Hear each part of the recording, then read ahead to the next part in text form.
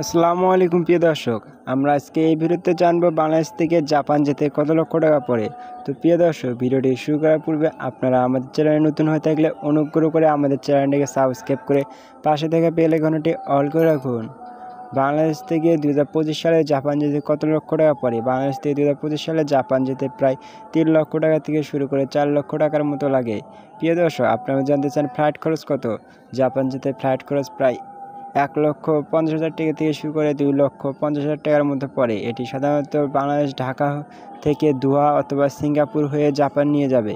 প্রিয় দর্শক, আপনারা অনেকে জানতে চেয়েছেন যে জাপান যেতে ভিসা ফি কত? ভিসা ফি সাধারণত 10,000 টাকা থেকে 15,000 টাকা পড়ে।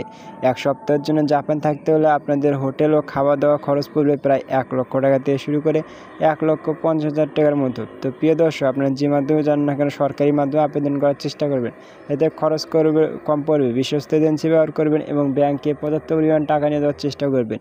অন্য কোনো কান্ট্রি রিলেটেড ভিডিও জানতে ডিসক্রিপশন বক্স চেক করুন, সেখানে বিভিন্ন কান্ট্রি রিলেটেড ভিডিও লিঙ্ক দেওয়া রয়েছে। ভিডিওটি ভালো লাগলে অনুগ্রহ করে আমার চ্যানেলটিকে সাবস্ক্রাইব করুন। Thanks for watching this video.